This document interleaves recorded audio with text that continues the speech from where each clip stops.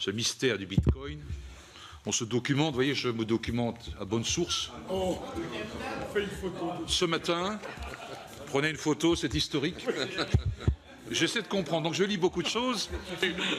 Oui, et j'écoute les intervenants ici et là. Quelques questions. Alors, on voit bien que c'est une nouvelle création de l'innovation financière qui va très très vite, on le sait, beaucoup plus vite que le régulateur d'ailleurs. On l'observe régulièrement, ils ont toujours 10 coups d'avance, donc la régulation court un peu derrière, sans mépris ni pour la CPA, ni pour la Banque de France, ni pour l'AMF, cela s'entend bien sûr. Mais on voit bien qu'il s'agit de moins de régulation, de moins de contrôle. C'est un réseau qui est accaparé par des moyens informatiques super puissants. Je ne parle pas des particuliers qui s'intéresseraient au sujet, mais des grosses boîtes qui ont les moyens techniques de gérer l'essentiel du Bitcoin. C'est une réserve de valeur très risquée. C'est le vice-président de la BCE qui emploie ce terme, un certain monsieur Constancio.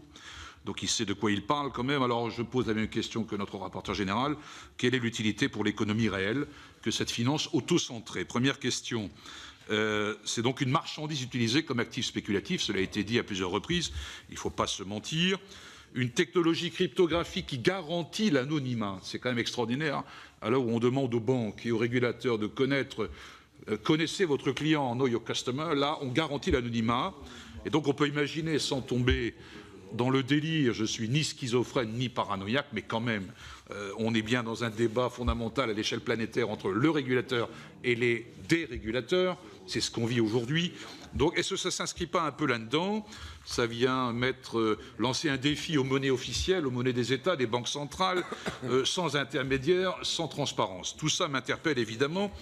Et en gros, la conclusion que je tire, vous me direz si je me trompe, est-ce que le Bitcoin n'est pas la monnaie virtuelle, la préfiguration d'une monnaie virtuelle, d'un État virtuel demain, qui n'aime pas trop les États régaliens, qui contrôlent, qui régulent, qui lèvent l'impôt et qui, de manière ultime, peuvent sanctionner? Première question. Question plus précise pour Madame Le Baule, pour la maison du Bitcoin. Où est localisée la plateforme de gestion du Bitcoin? Voilà une première question très pratique. Bien. Ensuite, qui sont les actionnaires de Bitcoin? Vous avez fait allusion aux actionnaires de cette entreprise, appelons-la comme ça. Et troisième question, vous êtes superviseur au sein de l'entreprise, chargé du contrôle interne, c'est bien cela? Voilà, conformité, compliance en anglais, voilà. Et donc, vous êtes donc une profession réglementée, donc soumise aux mêmes règles que tous les contrôleurs internes de toutes les banques de ce pays.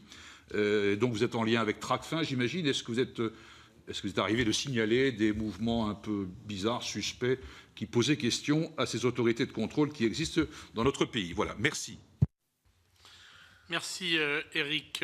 Jérôme Bacher, et puis après on fera un petit break pour qu'on puisse répondre. Ouais. Jérôme. Oui, c'est sûr qu'il faut se remettre de la lecture du capital, pardon. C'est pas la même chose.